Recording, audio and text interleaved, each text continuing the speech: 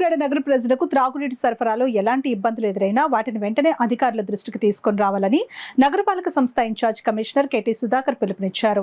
నగర ప్రజలకు సురక్షితమైన త్రాగునీటిని అందించేందుకు ఎప్పటికప్పుడు నీటి సాంద్రతను పరీక్షించడం జరుగుతుందని ఆయన తెలిపారు. సోమవారం ఉదయం బాహ్య పర్యటనలో భాగంగా కమిషనర్ రామారావుపేట ప్రాంతంలోని కుళాయి ద్వారా త్రాగునీటి సరఫరా పరిస్థితిని పరిశీలించారు.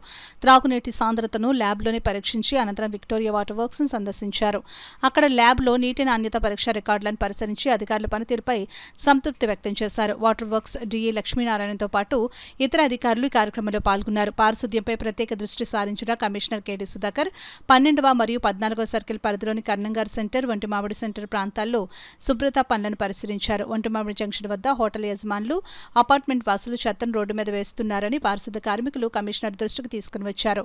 దీనిపై స్పందించిన కమిషనర్ చెత్తను పారిశుద్ధ్య కార్మికులకే ఇవ్వాలని, రోడ్లపై వేస్తే కఠిన చర్యలు తీసుకుంటామని హెచ్చరించారు. రోడ్డు మీద చెత్త వేయడంపై సంబంధిత హోటల్ యజమానులు, అపార్ట్మెంట్ వాసులకు నోటీసులు జారీ చేయాలని ఆయన అధికారులను ఆదేశించారు. కాకినాడలోని అన్నమ్మఘాటి సెంటర్ వద్ద గల అన్న క్యాంటీన్ను కమిషనర్ కెటి సుధాకర్ ఆకస్మికంగా సందర్శించారు. క్యాంటీన్ హాల్లో డైనింగ్ టేబుల్స్ దుమ్ముతో ఉండడం గమనించిన ఆయన సిబ్బంది నిర్లక్ష్యంపై ఆగ్రహం వ్యక్తం చేశారు. క్యాంటీన్ తెరిచే ముందు అన్ని టేబుల్స్ శుభ్రంగా ఉంచాలని సిబ్బందికి ఆదేశించారు. ప్రజలతో మాట్లాడుతూ భోజన నాణ్యతపై అభిప్రాయాలు తెలుసుకున్నారు. మధ్యాహ్నం వేళల్లో భోజనంలోని కూరల రుచి బాగాలేదని పలువురు ఫిర్యాదు చేయగా వెంటనే చర్యలు తీసుకుంటామని కమిషనర్ భరోసా ఇచ్చారు. ఈ పర్యటనలో శానిటేషన్ ఇన్స్పెక్టర్లు, సచివాలయ సెక్రటరీలు కమిషనర్తో ఉన్నారు.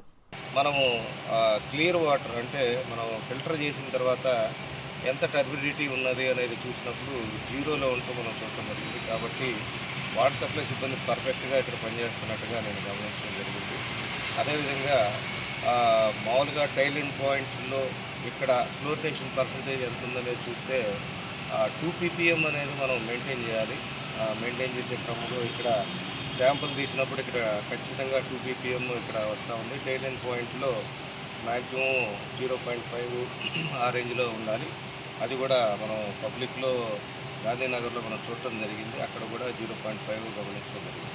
కాబట్టి సిబ్బంది ఈ విధంగా ఖచ్చితంగా పనిచేసే విధంగా మన డిఈలు కానీ, తర్వాత ఏఈలు కానీ, మన డిఈ నుంచి ఎస్సీ గారి వరకు కూడా అందరికీ తమ సూచనలు ఇస్తూ సక్రమమైన రీతిలో పనిచేయడం జరుగుతూ ఉంది. కాబట్టి ఏదైనా అప్పుడప్పుడు మనం ఇట్లా చెక్ చేస్తూ ఉంటే ఏమైనా లోటుపాట్లు ఉంటే మనం గమనించి వాళ్ళని సరి చేయటం కానీ, లేకపోతే వాళ్ళకి రీసెర్చ్ చేయటం కానీ పై అధికారులుగా మేము చేయాల్సి ఉంటుంది. కాబట్టి కంటిన్యూగా మన ఇంజనీరింగ్ సెక్షన్ హెడ్స్ యొక్క పర్యవేక్షణలో ఎంత జరుగుతూ ఉంటుంది. కాబట్టి ఎస్సీ గారు, తర్వాత డిఈ గారు, ఈ గారు అన్నీ కూడా ఈ పర్యవేక్షణ జరుపుతూ సక్రమైన రీతిలో ప్రజలకు త్రాగునీరు అందించే త్రాగునీరు పర్ఫెక్ట్గా రక్షిత మంచినీరు అందించాలనే ఉద్దేశం మీదనే ఈ యొక్క ప్లాంట్ రన్ అవుతుంది. కాబట్టి దాని విషయంలో ఇప్పుడు ఇన్స్పెక్ట్ చేసి అంతా సజావుగా ఉన్నట్టుగా